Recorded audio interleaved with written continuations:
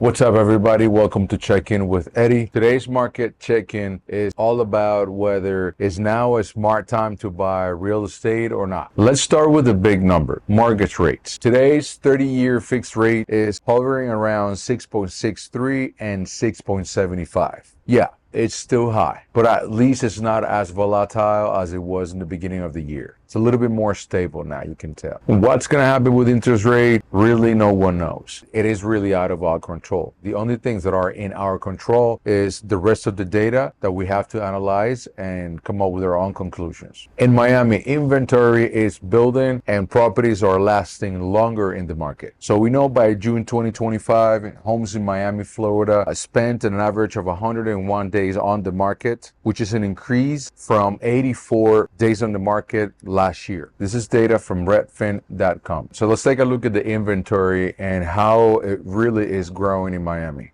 Housing inventory, active listings, and we can see here from 2022, we can see how it is really scaling. From in 2022, there were 6,500 listings. Right now, we have 19,569 active listings on the market. So yeah, inventory, it's definitely building up a little bit. What does this really do for buyers? So far, this gives the buyer more time and more room for negotiation. So take a look at the 5-year graph for the price per square foot. Is actually rising, and we can provide a lot more data here so I can demonstrate how the price per square foot of the medium home price actually have gone up here in Miami, Florida. In Miami-Dade, we are seeing a year-over-year of 4.2% increase. But if you look at it statewide, prices have actually gone down a 2.3%. Miami-Dade is definitely having its own market. So what does this really mean? Take advantage of the days on the market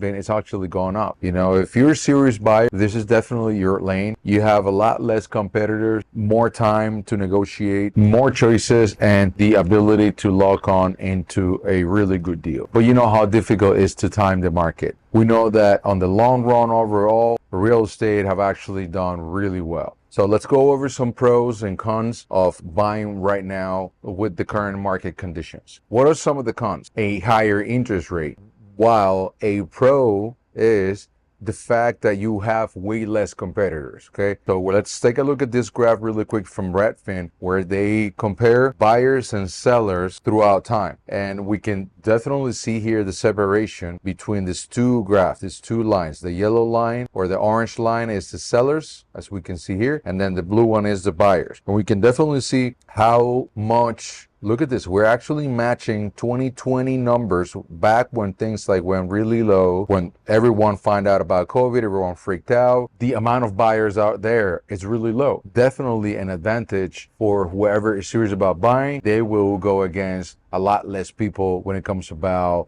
negotiating a house or a property. A great benefit of buying right now is just a lot more options. And the minute the interest rate go down, a market like ours with very low inventory, choices are going to be very limited. So right now, at least there's a couple of options that buyers, especially in the single family housing market, where it is very scarce right now to still find properties with good lot, houses that are actually in good shape. Definitely when interest rate go down, we're going to see a move on those. But that's the question. When our interest rate go down, nobody really knows.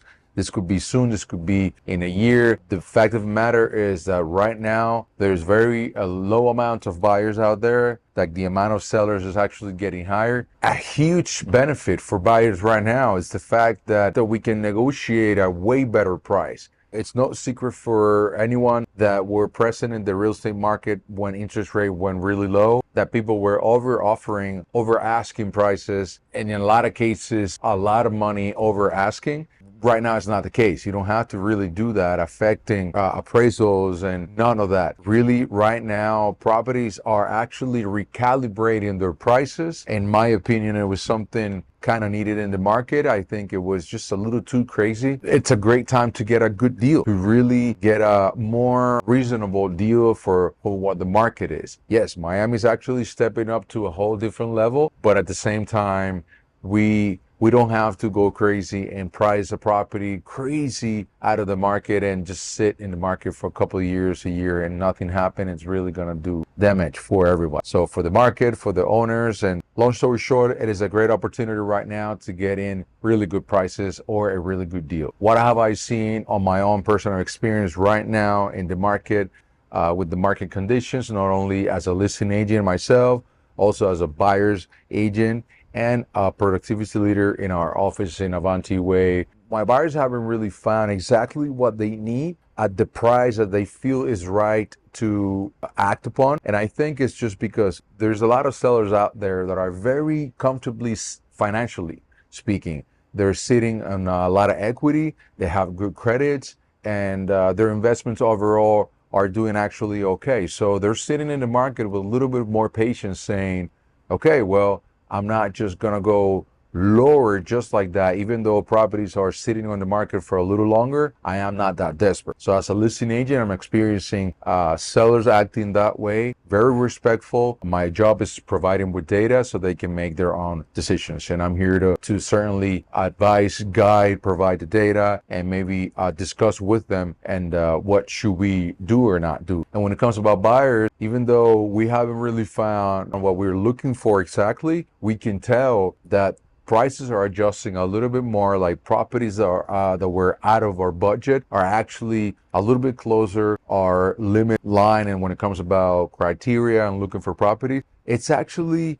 getting to a point where sellers and buyers are meeting up in a little bit closer absorption rate. We were way too separate from each other the last couple of years, creating such low amount of sales, hitting low times or hitting a record number. I forgot to mention that a lot of the inventory that is actually out there right now and growing is the condo market. It is no secret that the condo market has suffered some changes with regulations and special assessments. My future videos are going to be about the condo crisis, so stay tuned, and I'm looking forward to make a lot more videos like this. I'm going to try to make them short and very informative to share with you guys what the market looks like. If you want to talk strategy or get hyper local insights, I'd love to hear from you, whether commenting or DM me, subscribe, and let's be in touch. I'd love to be in touch and talk a little bit more about what the Miami market is doing and actually around the Miami market as well, like Broward and the many other counties that are actually doing well here in Florida as well. Thank you for watching, and I'll see you guys on the next one.